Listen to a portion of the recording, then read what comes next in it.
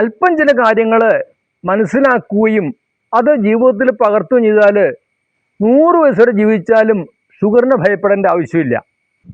ആദ്യം മനസ്സിലാക്കേണ്ടത് പ്രമേഹമെന്ന് പറയുന്നത് ബാക്ടീരിയയോ വൈറസോ ഫംഗസോ അങ്ങനെ ഏതെങ്കിലും രോഗാണുക്കൾ വരുന്ന രോഗമല്ല.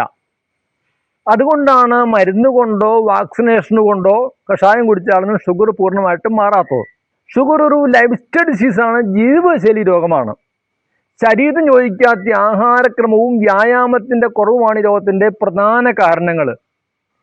നമ്മൾ ഏത് ഹോസ്പിറ്റലിൽ പോയി ഏത് മരുന്ന് കഴിച്ചാലും ഈ രോഗമുണ്ടാകാനിടയായ കാരണങ്ങൾ അതുപോലെ തന്നെ തുടരുന്നു. അതുകൊണ്ടാണ് രോഗം മാറാത്തത്.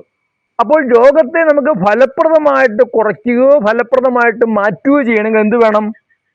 ലൈഫ് സ്റ്റൈലിൽ മാറ്റം വരുത്തണം. നമ്മൾ എങ്ങനെ രോഗിയായി തീർന്നു ആ കാരണങ്ങൾ ഇല്ലാതെയാക്കണം. എങ്കിൽ മാത്രമേ നമുക്ക് കാര്യമായ രോഗത്തെ ഇല്ലാതാക്കാൻ സാധിക്കുകയുള്ളൂ. അതിന് പകരം ഇന്ന് നമ്മൾ ചെയ്യണത്, പ്രമേഹമാണെന്നറിഞ്ഞാൽ ഉടനെ തന്നെ ഹോസ്പിറ്റലിലെത്തും, ടെസ്റ്റ് ചെയ്യും, ഡോക്ടറെ കാണും, മെഡിസിൻ സ്റ്റാർട്ട് ചെയ്യും. അങ്ങനെ മരുന്ന് കൊണ്ട് മാത്രം നമുക്ക് ഷുഗറിനെ ഇല്ലാതെയാക്കാൻ പറ്റില്ല. ഷുഗറിനെ പൂർണ്ണമായിട്ട് ഇല്ലാതാക്കാൻ പറ്റിയ ഒരു മരുന്നും ലോകത്ത് ഇതുവരെ കണ്ടുപിടിക്കപ്പെട്ടില്ല എന്നാണ് സത്യം. നമ്മൾ ഏത് ഹോസ്പിറ്റലിൽ പോയി ഏത് മരുന്ന് കഴിച്ചാലും നമുക്ക് പ്രായം കൂടുന്നതനുസരിച്ച് ഷുഗർ കൂടി വരും. കുറച്ച് കഴിയുമ്പോൾ ഷുഗർ റിലേറ്റഡ് ഡിസീസുകളും വരാം. കൈകാൽ വെരിപ്പ്, കാഴ്ചക്കുറവ്, fat liver, kidney problem, cardiac disease, ഉറക്കക്കുറവ്, ഓർമ്മക്കുറവ്, അൾഷിമേഴ്സ്, സ്ട്രോക്ക്, ഹൈപ്പർ ടെൻഷൻ, ഇങ്ങനെ ഒരു 10-13 രോഗങ്ങളുണ്ട്. ഒട്ടേറെ പേര് ലൈംഗികശേഷി കുറഞ്ഞ് കുടുംബജീവിതത്തിൻ്റെ താളവും ലയവും തെറ്റി ദുഃഖിക്കുന്നതായിട്ട് എനിക്കറിയാം. ഇവരെല്ലാം കൃത്യമായി ട്രീറ്റ് ചെയ്യുന്നവരാണ്. പക്ഷെ അതുകൊണ്ട് മാത്രം നമുക്ക് ഷുഗറിനെയോ ഷുഗർ റിലേറ്റഡ് ഡിസീസുകളെയോ തടഞ്ഞു നിർത്താൻ സാധ്യമല്ല. അതിൻ്റെ പ്രശ്നങ്ങൾ കുറച്ച് താമസിപ്പിക്കാൻ സാധിക്കും.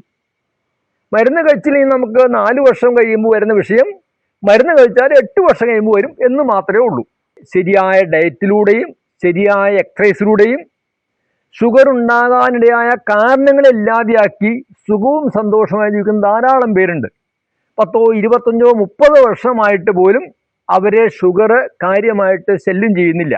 ആശുപത്രിയോ മരുന്നോ ചികിത്സയോ പാടില്ലെന്നല്ല ഞാൻ പറഞ്ഞത്. മരുന്ന് കൊണ്ട് മാത്രം നമുക്ക് ഷുഗറിനെ കുറയ്ക്കാനോ ഇല്ലാതെയാക്കാനോ സാധിക്കില്ലെന്നാണ് പറഞ്ഞത്. ഒരു വസ്തുത നമ്മൾ സമ്മതിച്ചേ പറ്റൂ. നമ്മളുടെ പാൻക്രിയാസിലെ ബീറ്റാ സെല്ലുകളുടെ ഇൻസുലിൻ ഉൽപാദന ശേഷി 50% അധികം കുറഞ്ഞു പോയി എന്ന കാര്യം മനസ്സിലാക്കിയേ പറ്റൂ. അല്ലെങ്കിൽ ഒരു കാരണവശാലും ബ്ലഡിലെ ഷുഗർ വർദ്ധിക്കില്ല. ഷുഗർ മാത്രമല്ല, ടൈപ്പ് 2 രോഗികളെ സംബന്ധിച്ചോളം അവരുടെ ബ്ലഡിൽ ഇൻസുലിൻ കൂടുതലാണ്. ഹൈപ്പർ ഗ്ലൈസീമിയ, ഹൈപ്പർ ഇൻസുലൂമിയ എന്ന അവസ്ഥയിലാണ് നമ്മളെല്ലാവരും. ഏതെങ്കിലും പോഷകം ന്യൂട്രിയൻ്റ് കൂടുകയോ കുറയുകയോ ചെയ്താൽ രോഗത്തിന് കാരണമായി തീരും. അതുപോലെ ഏതെങ്കിലും ഹോർമോൺ കൂടുകയോ കുറയുകയോ ചെയ്താൽ അത് ഹോർമോൺ ഇംബാലൻസിന് കാരണമാവും. അത് നമ്മളുടെ ആരോഗ്യ പ്രശ്നത്തിന് കാരണമായി തീരും. നമ്മളുടെ ബ്ലഡിൽ ഷുഗർ എന്ന ന്യൂട്രിയൻ്റ് കൂടുതലാണ്, അതുപോലെ ഇൻസുലിൻ എന്ന ഹോർമോൺ കൂടുതലാണ്. ഇതാണ് നമ്മളുടെ മെറ്റബോളിസത്തെ തകരാറിലാക്കുന്നത്. ഇന്ന് പേടിച്ച് ഓടിയിട്ട് കാര്യമില്ല. ഇതൊരു യാഥാർത്ഥ്യമാണ്. നമ്മളുടെ ബ്ലഡിൽ ഷുഗർ കൂടുതലാണ്, ഇൻസുലിൻ കൂടുതലാണ്, സത്യമാണ്. ഇനി ഇതിനെങ്ങനെ മാനേജ് ചെയ്യാം, നമുക്കെങ്ങനെ ആരോഗ്യത്തോടെ ജീവിക്കാൻ സാധിക്കും, ഇതിനെക്കുറിച്ചാണ് ബുദ്ധിയുള്ളവർ ചിന്തിക്കേണ്ടത്. അതിന് മരുന്നിൻ്റെ വഴി മാത്രം പോരാന്ന് ഞാൻ പറഞ്ഞത്. അതിന് ലൈഫ് സ്റ്റൈലിൽ മാറ്റം വരുത്തണം. എങ്ങനെ മാറ്റം വരുത്തും, അതിനെക്കുറിച്ച് കുറച്ച് കാര്യങ്ങൾ പഠിക്കണം. ഒന്ന് ഡയറ്റ്. നമ്മളുടെ ആഹാരത്തിലെ കാർബോഹൈഡ്രേറ്റിൻ്റെ അളവ് കുറയ്ക്കുകയും പകരം ഇന്ധനമായിട്ടുള്ള ഫ്യൂവലായിട്ടുള്ള പ്രോട്ടീനും ഫാറ്റും വർദ്ധിപ്പിക്കുകയും ചെയ്യണം. അതുപോലെ ധാരാളം പച്ചക്കറികളും ഇലക്കറികളും പയറുവർഗ്ഗങ്ങളും ഇത്തരം ആഹാരങ്ങൾ നമ്മളുടെ മെനുവിൽ കൂടുതലാക്കണം. രണ്ടാമത്, നമ്മൾ കുറച്ച് വ്യായാമം ചെയ്യണം. കാരണം പ്രമേഹം വന്ന 90% പേർക്കും ന്യൂറോപ്പതി കാണുന്നുണ്ട്. തുടക്കത്തിൽ ഞാൻ പറഞ്ഞ ഷുഗർ റിലേറ്റഡ് ഡിസീസുകളെ, അനുബന്ധ രോഗങ്ങളിലെ പ്രധാന കാരണം ന്യൂറോപ്പതിയാണ്. ഇൻസുലിനും ഷുഗറും കൊളസ്ട്രോളും കൂടിയ ബ്ലഡ് ഒഴുകി ഞരമ്പുകളുടെ ആരോഗ്യം ക്ഷയിക്കും. എൻഡോത്തീലിയൻ ഡിസ്ഫങ്ഷൻ എന്ന് പറയും. അതിൻ്റെ ഉള്ളിലെ എയർ നശിച്ചു പോകും. ഇതിൻ്റെ ഫലമായിട്ട് സ്മൂത്തായിട്ട് ബ്ലഡ് ഒഴുകാതെ വരും. അതിൻ്റെ എക്സ്പാൻഷനും അതിൻ്റെ സങ്കോച വികാസങ്ങൾക്ക് തടസ്സം വരും. അതുപോലെ അതിലെ കൊളസ്ട്രോള് പറ്റിപ്പിടിക്കും. അങ്ങനെ പ്രഷർ വർദ്ധിക്കും.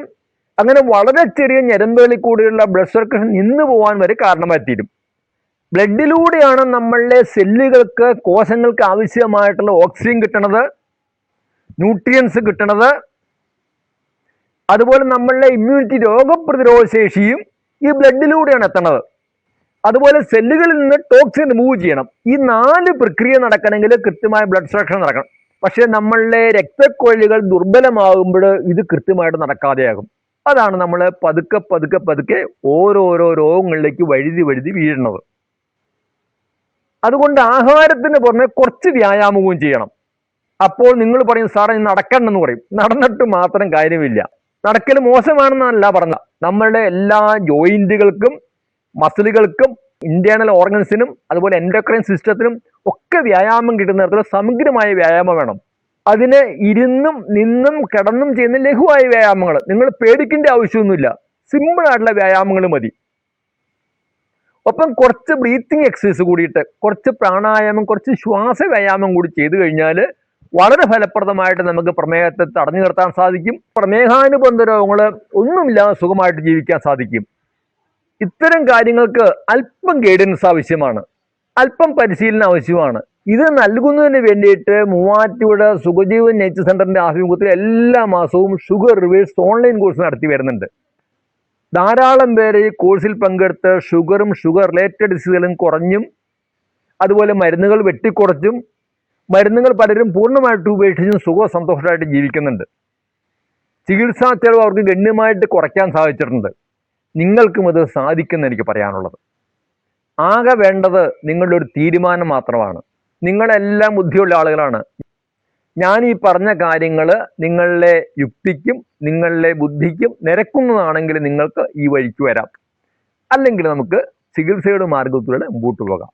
ഏതും തിരഞ്ഞെടുക്കാനുള്ള സ്വാതന്ത്ര്യം നമുക്കുണ്ട്.